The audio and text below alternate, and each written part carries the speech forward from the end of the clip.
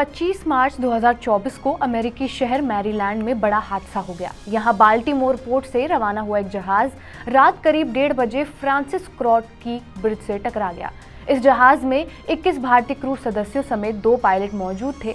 हालांकि खतरे को देखते हुए क्रू मेंबर्स ने मैरीलैंड ट्रैफिक अथॉरिटी को पहले ही अलर्ट भेज दिया था। अलर्ट मिलते ही फ्रांसिस स्कॉट की ब्रिज पर ट्रैफिक रोक दिया गया, जिससे कई लोगों की जान बच गई। हादसे के 5-6 दिन बाद भी 21 भारतीय क्रू मेंबर्स जहाज में ही फंसे हुए हैं। जहाज के एक हिस्से पर पुल का मलबा पड़ा हुआ है, जिसे हटाने में कितना वक्त लगेगा इसकी कोई भी पुख्ता जानकारी नहीं है। लेकिन इंडियन क्रू मेंबर्स जहाज पर रोजमर्रा की ड्यूटी निभा रहे हैं। इनका मकसद जहाज को अगली यात्रा के लिए सही सलामत बनाए रखना है। इसके साथ ही वो मैरीलैंड के जांच अधिकारियों का भी सामना कर रहे हैं। न्यूयॉर्क टाइम्स की रिपोर्ट के मुताबिक 985 फीट लंबे इस जहाज पर 4700 कंटेनर मौजूद हैं। इनका कुल वजन 95,000 टन है।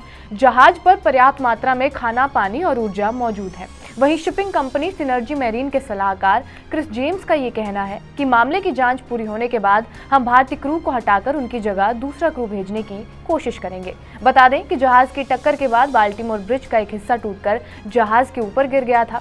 इस दौरान पुल पर 8 कर्मचारी मरम्मत का काम कर रहे थे। ब्रिज के साथ ये सभी लोग पेटाप्स्को नदी में गिर गए। इनमें से 2 को मंगलवार को रेस्क्यू कर लिया गया था, जबकि 6 लापता थे। 27 मार्च को बरामद हुए दोनों शव एक पिकअप ट्रक में मौजूद थे, जो नदी में गिर चुका था। इसके बाद बाकी 4 लोगों को मृत घोषित कर सर्च ऑपरेशन रोक दिया गया। फ्रांसिस की ब्रिज को साल 1977 में पेटाप्स्को नदी पर बनाया गया था। इसका नाम अमेरिकी राष्ट्रगान लिखने वाले फ्रांसिस स्कॉट के नाम पर रखा गया। ब्रिज बनने के 3 साल बाद यानी साल 1980 में ही इंजीनियरों ने चेतावनी दी कि ब्रिज का एक डिजाइन इस लायक नहीं है कि कंटेनर शिप की टक्कर को झेल सके, जिसके चलते बड़े कार्गो शिप और कंटेनर जहाजों को इस ब्रिज के लिए बड़े खतरे के तौर पर देखा जा रहा था।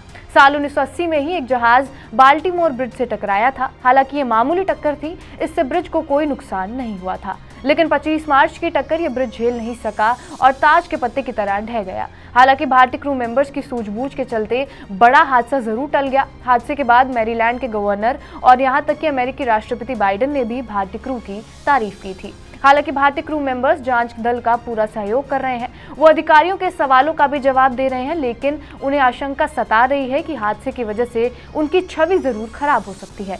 अगर ऐसा हुआ तो शिपिंग कंपनियां भारतीय नाविकों को काम पर रखने से परहेज कर सकती हैं। बहरहाल आपका इस वीडियो पर क्या कुछ कहना है, हमें कमेंट बॉक्स में जरूर बताएं। बाकी देश और दुनिया की तमाम बड़ी खबरों के लिए बने रहिए हमारे साथ TV9 डिजिटल पर।